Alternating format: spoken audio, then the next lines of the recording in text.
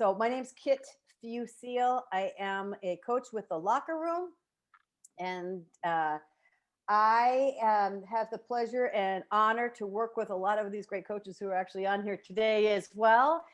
And we are here to teach, to talk to you. And this is a master class series that we do pretty much every Monday.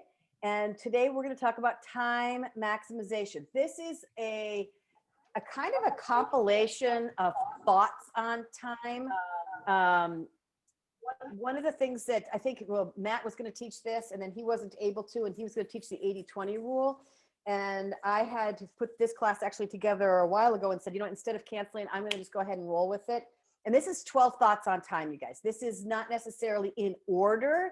They're just thoughts about time and how we maximize our time. So are you guys good with that? Emojis, thumbs up, a little energy in the room. I don't know about you guys. All right. Yeah. All right. I have been coaching since 7. When did I start with you guys? 7:30 this morning Central Time. I've been back to back. So now I'm standing up to bring the energy, because let me tell you, I maximize my time, right?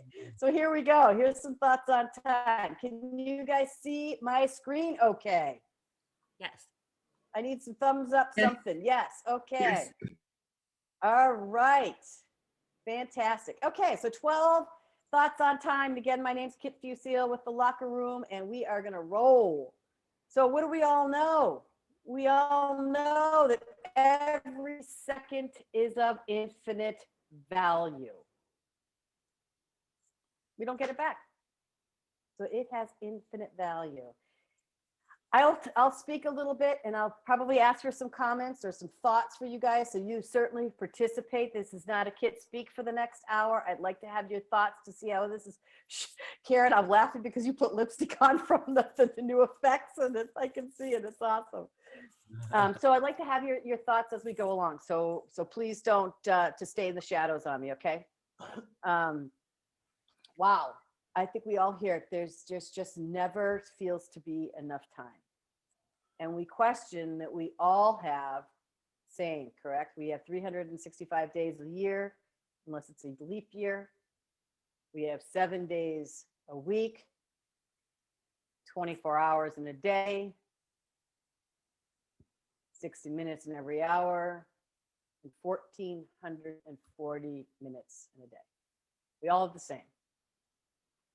And look how fast time goes. It flies. So how do we maximize time? What are some of the things that we can do? Because again, if we all have the same amount of it, what are some of the tricks and tools of the trade that some people are able to get a whole bunch done in a day, and some people don't get much accomplished at all? So again, these are just some tricks and tips and things, some thoughts that I've generated over time that I hope you guys find valuable today. The first is the first thought I have on time is to make sure and ask yourself, what can I do today to make tomorrow better? What can I do today that makes tomorrow better? And to get really, really clear about what you want to make tomorrow better.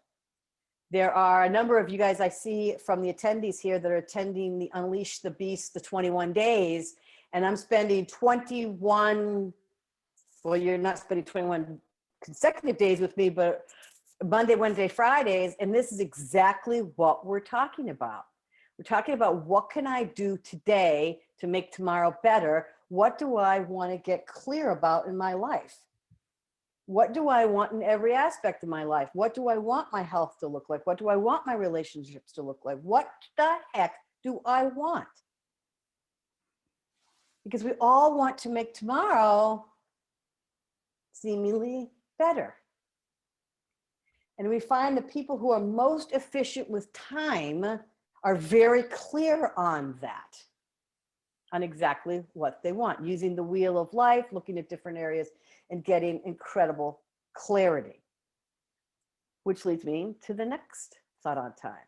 And the second is, once you are very clear about what it is you want, is making sure that you plan that what you value first.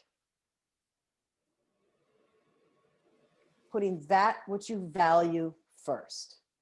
So what does that look like from a call on somebody here? Because there's a couple coaches on here, and hopefully you guys all have the answer. And what is it we do when we sit down with a client and we talk about what do you want to accomplish for this next year? What's the first thing we talk about? Put in your vacations and your Participation, family please. time. Put in Thank your you, Beth. yeah. Yes. Put in your family time, your vacation time, if that's what you value. So putting that down first, because what happens to us in a year? Participation time. Well, if you don't put that exercise time in there, we're not going to look too pretty. We may not be too healthy. You know, if we're supposed to meal plan and food plan, and that's important to our health, and we need to do that. So, you know, it can cause to a lot. I mean, and stress. If you know, I mean, we're running fast and furious in this industry, so we have to learn how to do that. So, as you said, Kit, if it's a priority, whatever that is, it's got to be blocked out. Absolutely. So planning your values first. And that's slide one, was deciding what it is that you want, which therefore where one spends time equals priority. Because our time goes to what we actually consider a priority. And as us in the real estate business, we fight that a lot because of the fact that we know that lead generation is a priority, right? And we know we should spend some time there, but sometimes we don't. And then that's going to cause a conflict with our values. So again, when you have clarity and you're clear about that, and you're very, very diligent about putting your values first, your time tends to go there, which becomes a priority, which manifests everything else in a faster motion. Would you guys agree with that? Yes. Okay. Yep. And having that gives us, not only does it give us, when we plan our values first, that's what gives us energy, which we'll talk about energy a little later down the road, but that's what gives us energy for something to look forward to. It is amazing, and we've all experienced it, how much we get done the week before vacation. I cannot tell you how many, and I just had one this morning at 9:00 this morning. Somebody who said, I'm going on vacation next week, so it was on my list to call you because I have to get this stuff done before I go. He's waited 6 months to call me. But it was on this list of things that were hovering over him before he'd go on vacation. So having some of those things planned out gives us something to look forward to. And having things to look forward to becomes emotional, and emotion gives us energy.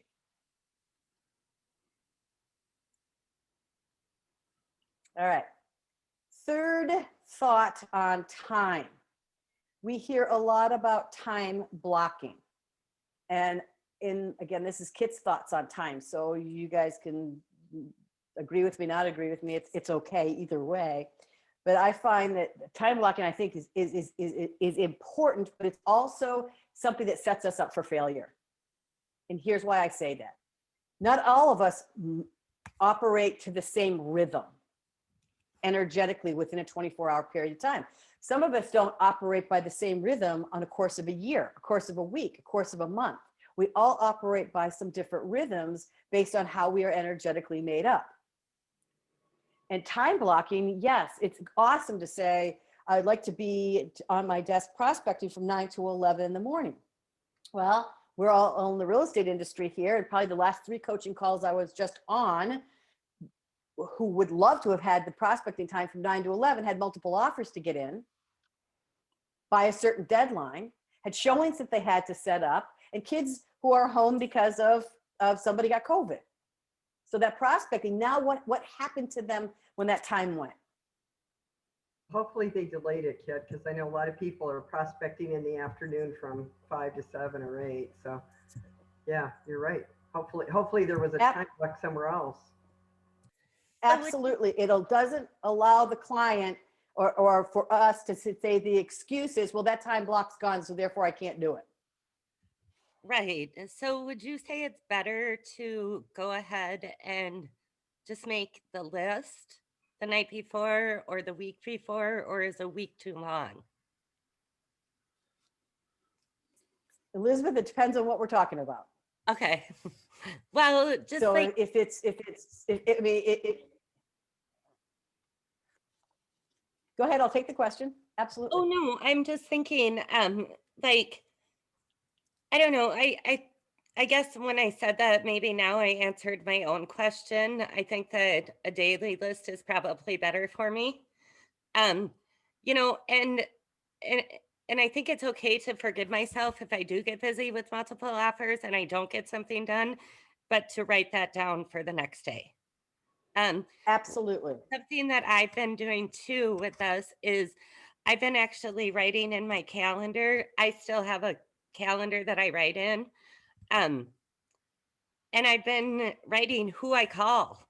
So I don't call them too much, you know, but oh yeah, who did I call and what did we talk about? Who's pregnant? Who's getting, you know what I mean? Things like that. I haven't really found the time to put it in a CMR yet, which I need to. So that's kind of something on my list, but maybe that could be Sure. like a week or two. Like I want to get this done in the next week or two. You know what I mean? So maybe that's what Absolutely. you're talking Absolutely. about. Okay. Yep. So what we do is we create a fluid but not so fluid schedule. In other words, it's fluid enough because we do have to go out. We do have to deal with the realities of whatever the situation we are in, buyer's market, seller market, whatever it is, the realities of life. However, it's not so fluid because the core rocks of what we need to take care of are consistent on a day-to-day basis, whether it's regarding health, relationships, prospecting, lead follow-up, creating a CRM, whatever it is, we have rocks that are not so fluid, but the fluidity, it allows us to move within that. Now, there are some folks who absolutely can follow, no matter what, a time blocked schedule, and bless them for being able to do that. And that's wonderful. And there's seasons in life that people can do that. So I'm giving you folks a little, again, these are just kids' thoughts on time. That schedule needs to be fluid and then not so fluid. So, all right. Master your morning. And again, if you're doing the 21-day challenge, we talk a lot about mastering your morning. That's why we made the calls at 7:30 in the morning so that we set you up for the day. And some people, at least get in the rhythm of starting things earlier because hopefully you're showing up with some energy and you've been fed and you've fed your mind and fed your body and all those things to master your morning. Reading things like Tools of Titans, which is a book, Tactics and Routines and Habits of Billionaires. Anything you do from Tony Robbins. I mean, there's Miracle Morning. There's more information out there about how mastering your morning is the springboard for setting the tone. There's a wonderful book, and I'm going to butcher the name if somebody can help me with this. The general that wrote the book about just making your bed in the morning. It's a wonderful quick read, and I can't think of his name.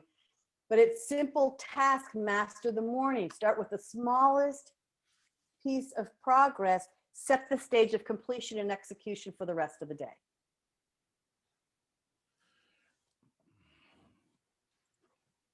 Fifth, thought on time is doing the deep work. And it's learning the skill of intense focus. Focus is incredibly rare right now.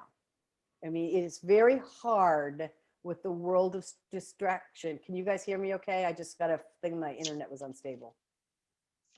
Can you hear me? Okay. Yes, I Somebody hear let me you. know. Good. Yep.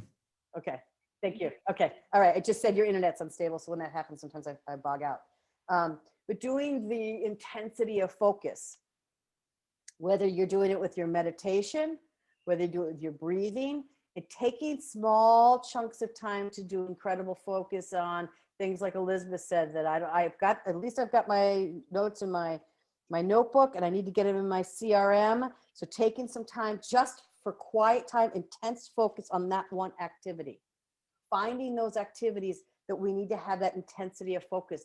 And just small bits of time. Most of us in today's world don't have the wherewithal, bandwidth, ability to sit down and focus for incredible long periods of time. We have things that creep into our mind, like the social media, right? Oh, I wonder what's happening on Facebook today. We have things that are happening. Well, what's happening? Do I need to text John to find out what's for dinner tonight? Do I need to do this? Do I need to do that? So if we just allow ourselves with no distractions for maybe 15, 20 minutes, and I'm just going to focus on this one activity, what happens with intense focus? Participation time. Well, kid, it's like the 80-20 rule, and that's brought up a lot in business, a Pareto principle. And one of the things that they say, which you're talking about here, is, bite off the big frog in the beginning of the day. Because if you literally take uninterrupted 20% of your, just say an 8-hour day, which we know we don't work, and if you literally do that uninterrupted, because there is no such thing as multitask, then you will get done as much as you would the entire part of the day with interruptions, because you're constantly needing to start all over again, and especially if you're working on figures or numbers. And so that's just crucial. So then, they'll say too that it's later in the day, do the easy stuff, because, by then you might be tired and, you might have had too much input, and then now knock off the little things in the afternoon. So I found that that's really been helpful. Yeah, thank you for that. Yes, absolutely. And it's deep work. Sitting down and being focused is not the surface stuff, right? It's deep. And if you've been following along again with our 21-day Unleash the Beast. So number six thought on time. Whoopsie daisy. See how fast that went? That's how fast my mind goes, right? Keeping a distraction list. What does that mean? Distractions are the bane of productivity. That means they get in the way. They're the nemesis. They get in the way, the nemesis. So a distraction list, Elizabeth, is where you have something that comes to mind and you just write it down and let it go. Oh, okay. Oh, thank you. Sorry, I wasn't sure if it was bane that we were asking about our distraction list. So yes, so an extra notebook right here of distractions. So when we're when you're in intensive focus, because so many of us all together as a society, we have so much stuff, and then we all of a sudden thought, oh my gosh, you know what? 123 Main Street would be perfect for the Smiths. And then we move on to something else. So if we have a distraction list that's by what we're doing, at least if we take that thought, write it down, and hold it somewhere. It's a holding pattern for that, so that we're not then getting off and then wondering later down the road, what was that? So keeping a place, and that puts it in a spot so that they go somewhere without having to stay within our brain. Kind of what you're doing with your calendar. You're writing it down so that you're not forcing yourself to have to recall it later. You've got a place for it. So creating a distraction. Hey, Kit, can I say something really quick? You sure may. I have not had an audible ringer on my phone for almost 10 years now. I do not, because if I do, that's the biggest distraction. And yes, do we need it for our business? Yes. Is it our lifeline? Yes. And we don't always have to respond to it right that second.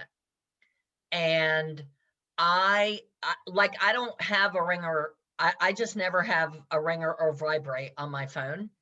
And I have to flip it upside down and put it on the desk. Otherwise, I'm like the worst squirrel there is. And so I have it upside down right now on my desk. But I would if you've never done it, I would encourage everybody to try it for a day and see how much more you can get accomplished. That just seems really great thought, Mary. Thank you. If that's too scary though, just do it for certain time frames. and turn it off for when you're focusing, and then turn it on when you can be distracted. Just wean yourself a little bit. That's what I do. I don't do the Mary Lou thing. She's a champ at that. I just turn it off for certain times, like now. Whatever Yeah. happens, whatever pops Yeah. up, I promise you, it will still be there and Yeah. ready for you to do when you're done. Well, you've probably all Absolutely. many people that have put on their recorder or their phone, they say, I'll return phone calls back at 10 and 2. And, you know, so that at least you're telling people that you're not ignoring them, but you're going to call them back at 10 and 2. I like that. And I mean, I do think we teach people how to treat us. And, you know, if we, you know, if we set the expectation with clients that I'm going to pick up that phone the second you call, what about that time that you can't? Because you're with another client or you're in a doctor's appointment or whatever. I mean, I worked on a team with one of the biggest mega agents in the country. And I got that from her. And I was actually very grateful for it because I'm so easily distracted that it helped calm my mind. I would freak out now. Like Elizabeth, you're thinking you would freak out by, you know, not having your ringer on. I would freak out if I had mine on. That's awesome. So it's what we train ourselves to do.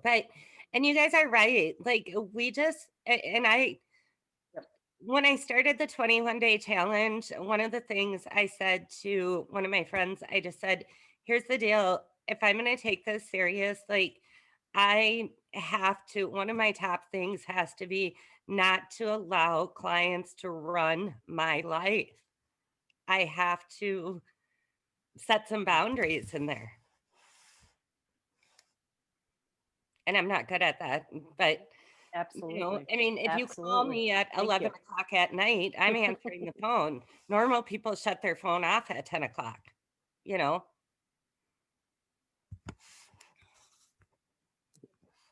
Normal people shut their phone off, honey, a lot earlier than 10 o'clock. Oh, okay. We'll talk about that one separately, right?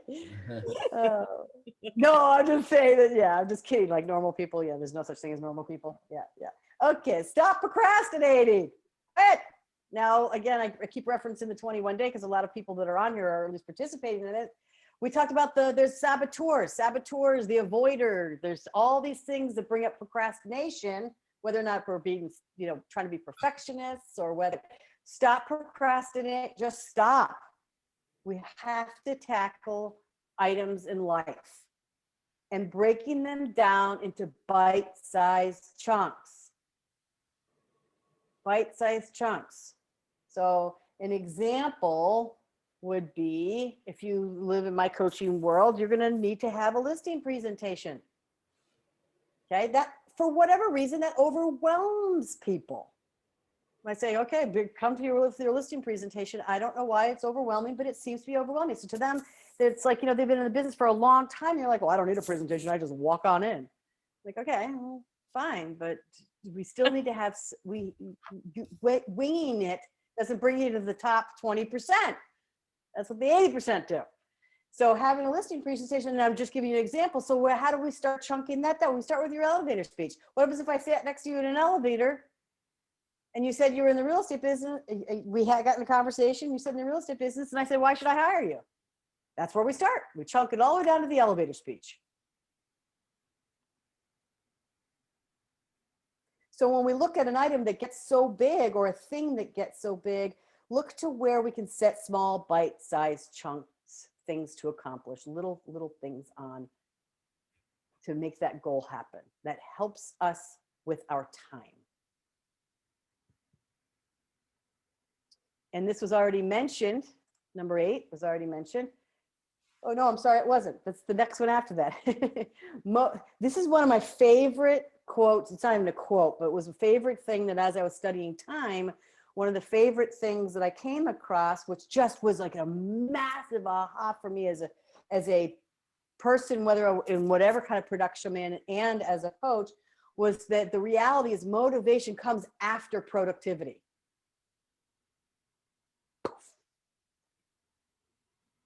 It's true. Yep. Has anyone experienced that? Yes. I All heard right, someone was just saying that's true. Who was that? And I can't see you. That's Valerie. That's just my name up there right now.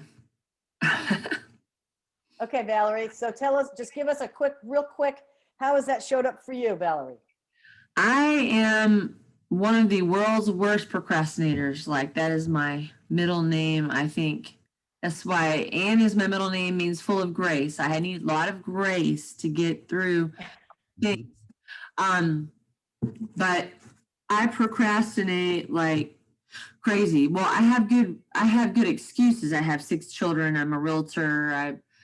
Now I'm a single mom. I won't go into why. It's not your normal why. But I just have so much going on right now, and that's why I'm on this Zoom call, because I'm now more than ever. My husband was shot in July and killed, and so now more than ever, I have to very much focus and get on top of things.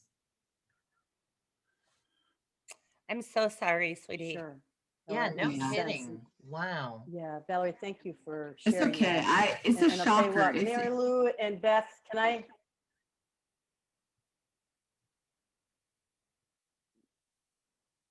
you guys hear me? I just had I lost another you for a interruption second on there. my thing. Hey, Valerie. Yeah. Okay, that's what I thought. Can you guys hear me now? Yeah. Yeah, I live in a rural area, and sometimes we have great internet, sometimes we don't. Yeah.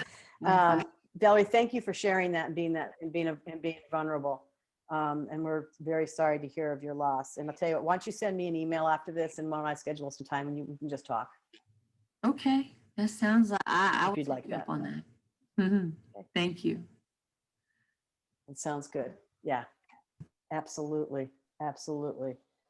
Absolutely. So yes, well, motivation comes after productivity. So how many of you have ever exercised and you feel that energy after you've exercised, right? How about after you've had a good session of prospecting and you're like, oh, I got to lead. Yes. So motivation comes after productivity. So write that down, write it down, write it down, write it down. Yep. Can you hear me? Okay. This is one that was already, I can hear you. Go right ahead. Oh, I'm sorry. I heard a guy once that he was in charge of all of the major productions at Epcot Center. And I heard him say one time that, this made me think of this, is that he says, when we work on projects, he said, it's like a bicycle pedal. He said, we push down really hard and we get to the bottom. And he said, when we get to the bottom is the best time to get the momentum to start back up again. He said, a lot of people will do something, they'll accomplish it and stay at the bottom rather than let that bicycle pedal motivate them to continue to go on. And I thought that was pretty smart. So when you're prospecting, then Absolutely. That's when and you that- get that appointment, you go on ahead and make some more calls. Yes. Yes. Absolutely. Yes. Thank you guys for sharing on that. Yeah, absolutely. Get the bicycle wheel moving. Mhm. All right. This is the one Karen mentioned. Stop multitasking. Multitasking actually slows you down, and your quality of what you're working on will suffer when you're doing more than one thing at a time. And multitasking zaps your energy, and you guys know I spend a lot of time talking about energy, zaps your energy, and it makes your brain tired. And what happens when we're tired? I don't get anything done. Right? Thank you. We don't get stuff done. We get tired, we slow down, we're not as productive, we're not clear, we're not crisp, because our minds doing multiple things at once. And I've had clients, I'm sure you guys have too, whether you're selling real estate or coaching or training, whatever your role is when you're on here, is will tell folks, I will not coach when you're in the car. You can't hear me when you're trying to make sure you protect your life. I will challenge you guys, if you're negotiating multiple offers, you are not doing your clients the best service if you're trying to negotiate a contract while you're driving. Hmm. You get paid way too much money not to show up the best you possibly can for your clients. So multitasking is takes too much brain energy, and you can't hear the intention behind what somebody is saying or doing when you're multitasking. I don't know if anybody else experiences this, but once I'm tired or I know that my brain is just spent, I'll just keep on going. And the quality of anything that I turn out is just absolute crap. Well, yeah, it's like kids when they get Yes. wound up and they're like bouncing off of walls and screaming their heads off, and you're like, they're just too tired. It's like they're so tired they get wound up. Yeah, I don't think we're any different. Absolutely. Now, So there are times when One thing- we're multitasking is a not. little tough. Let's bring kids in. When you've got kids at home, yeah, getting homeschooled while you're working at home, it's hard to carve out those special times and say, this is my prospecting time. I will come out when I'm done. Or this is my quiet time in the bathroom. I have 5 minutes. Nobody can bother me. Whatever. That's awesome. it's true. It is true. And did I say we could eliminate it? Not really. There are times we are going to have to do some multitasking, but I will challenge you that some of the most important things that one needs to be present for, we shouldn't be multitasking on. And if I can add to that, But yes, I agree with you on the bathroom thing. Sure. if you set out the night before, What'd you say, Karen? I said, if you look at your schedule the night before and you want to make a priority what needs to get done, obviously, first thing in the morning, like we talked about, because if all of a sudden you're doing a listing presentation and you start doing all these little things, and then next thing you know, it's 5 o'clock at night and you haven't even started the listing presentation or the comps or anything, you're going to be so burned out. And so, you got to look at that to say, what is producing me money? Because if all this little stuff that you're doing isn't making you money, then if in fact that listing presentation is going to be where your income is coming in, then that should be your highest priority to get that done. And then, make your day the night before is to the priority of not necessarily income, but could be income, could be deadline. The other thing that I think is helpful is Income, if you've deadline, got values. the 5-5-5, or you do the 4-5s, depending on what level of productivity you're doing, you can shift over one of the 5s for the next day if you have to. If you think of it as a week time frame, I found that was sometimes helpful when was going crazy.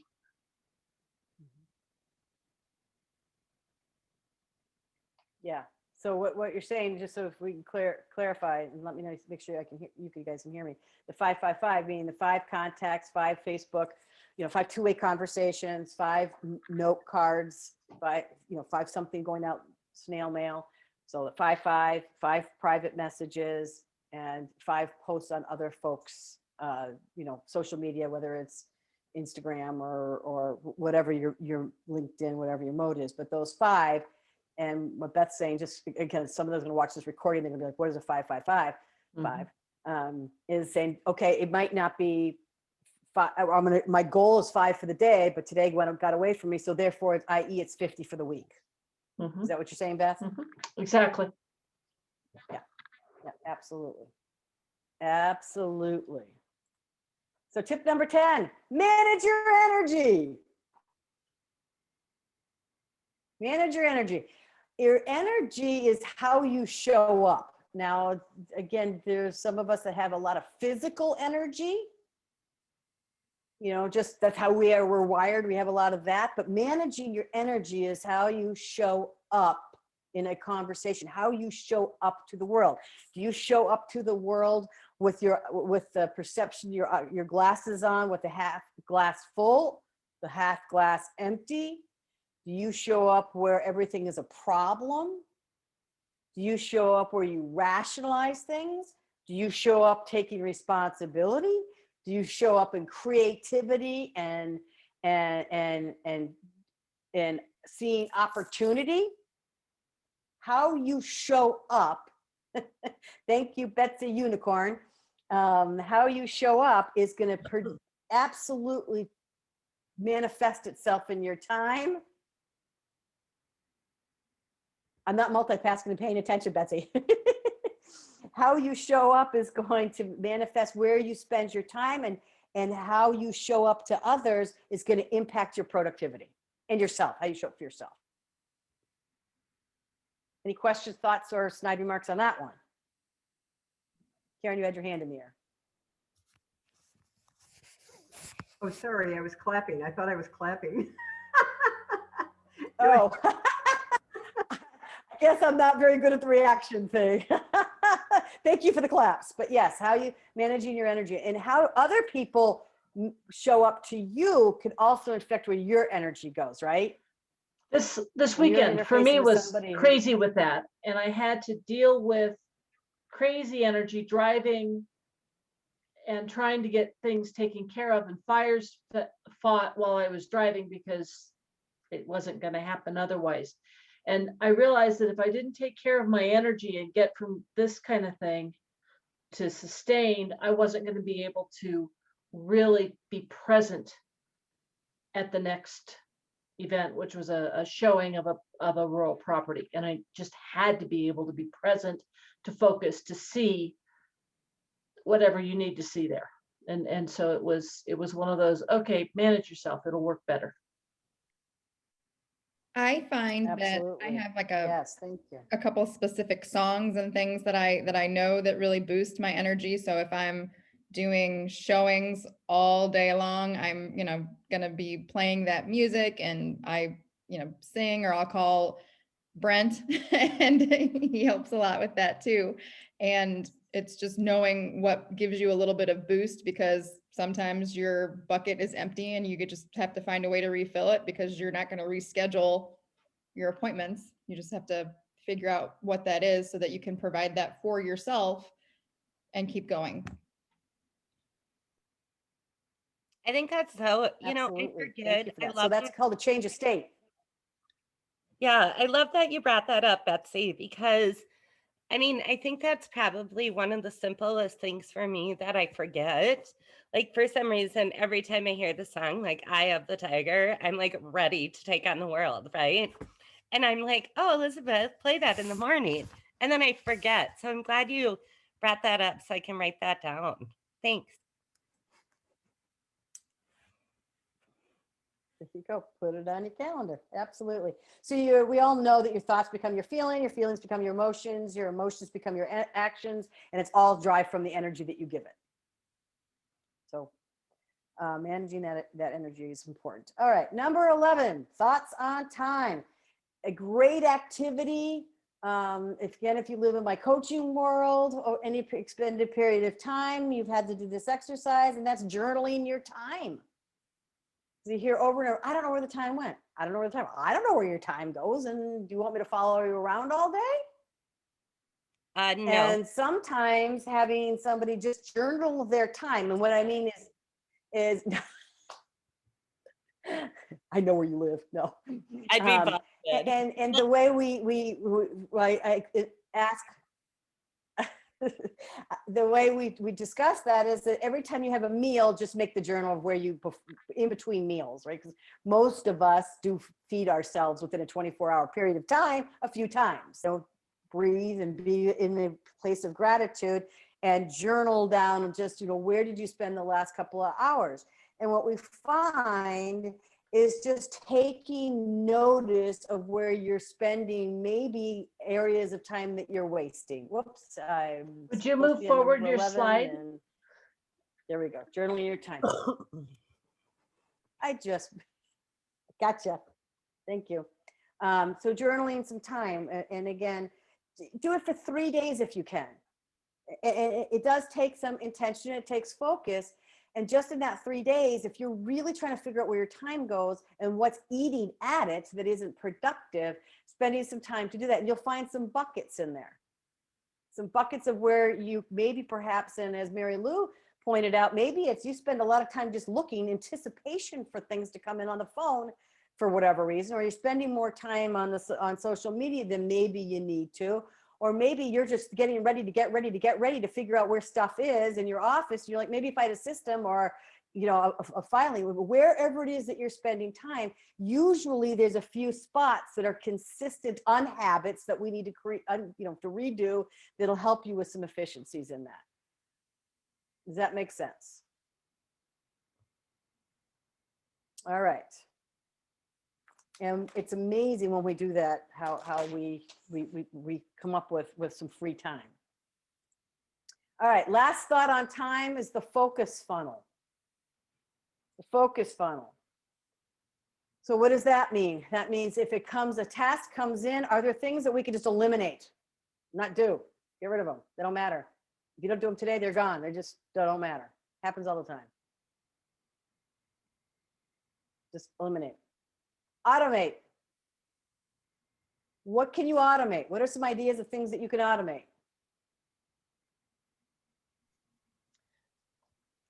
Is this where the habit stacking comes in?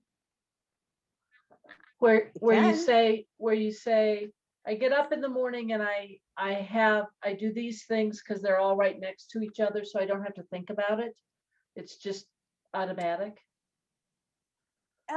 That's a little different, Beth. This is the focus funnel is a task comes in and a task comes in and you either eliminate it, something that you don't need to do. I mean, here's an example of, again, just a really little thing that made me, when I was putting this presentation in rare form. Well, here's how it really goes. So I went to Fleet Farm. You guys don't probably have Fleet Farm where you live, but it's like the farm store where I go and buy stuff. So I picked up it's just work with me here for an example. So I pick up the Fleet Farm thing and I'm looking through, I said, I'm going to look at this later. Okay. Mm-hmm. So then I thought, just eliminate that, because now I made it a task. I'm not going to ever look at it. It's going to sit in my car. I'm just not going to do it. Right? So just eliminate that out of your life. Don't forget that you're going to do that. Just eliminate it. Doesn't matter. I'm going to buy whatever I'm going to buy anyway. Mm-hmm. Okay. So they're just bought back 20 minutes of wasted time because I really don't care what all this stuff on sale is. Mm-hmm. You know what I'm talking about? Mm-hmm. Okay. But what's the automate part? You're talking about automate like your systems kit? I mean, yes. So now I'm talking about, yes. So now Karen, you're the queen of automation. So that was an example of eliminating. Automating is exactly, and again, Karen's the queen. If anyone's looking for coaching in automation, she is the queen of automation. And that would be things that you can do. Auto bill pay, easy example. Auto deposit. I can have my grain automatically delivered to me. I can have my dry cleaning picked up. Well, now I don't go anywhere, but I used to. But you know, that kind of stuff. So automate everything. You could automate your follow-ups through CRM. So lots and lots of things that one can automate. So here I am on my story about here I have the Fleet Farm to see what kind of horse things are on sale. I decide to eliminate it. Now I don't automate it. And then the next thing is I have to create this presentation, right? For today, because somebody else wasn't able to do this for very legitimate reasons. So I have to create the presentation. So what do? I delegate it. I come up with the easiest part of it. Now, am I good at these kind of things? Heck no. It would have taken me hours to try to put together 12 little slides that are on black and white. So you delegate it. And when we take your journal for the week or the 3 days, we ask for every task that you did, are there things that we can either eliminate, automate, delegate? Do we have to concentrate, do them now, do they have to come into focus, or can we put them in the procrastination list and do them later? We're allowed to have a procrastination list? Mm-hmm. You are. Mm-hmm. My Fleet Farm goes on the procrastination list, although I chose to eliminate it because I will get sucked in for 20 minutes on whatever's on sale at Fleet Farm for horses. I want to buy it anyway. So those distractions that pop up, like when your phone pops up and a client asks something and you're in the middle of lead gen, you put that on your list of things to do as soon as you're done, because it's not going to go away, and Mhm. you Mhm. can easily get it to them in an hour or two, because there's no such thing as a real estate emergency. Nobody's going to die because you didn't send over information about a property within 5 seconds of their request. So that would be an example of something that we would go ahead and put in that book that we were talking about here, the distraction list book. Yeah, the callback if you want to. The stuff that's going to become procrastination, sure. Mhm. Yeah, Okay. the distraction list is stuff that just can't, yes, that comes to you while you're in focus. So you're absolutely right, Elizabeth. That can go right in the distraction list because it came to you during a time of concentration. Okay. Yep. Yep. Good stuff. Yeah. So again, we all have only have so much time in a day. And I don't know if this was helpful or not, but it's just some thoughts on tools that one can use, as we are all challenged with how much do we get executed in a 24-hour period a day. Particularly, I think making sure that you're clear with what you want, your values are what you execute on. And the others, again, are just how do we take the noise out and become more efficient? So maximizing time. Anyone want to have any other thoughts and comments? And was this helpful to you? We can post the recording on our 21-day group. And then of course, the locker room will keep it.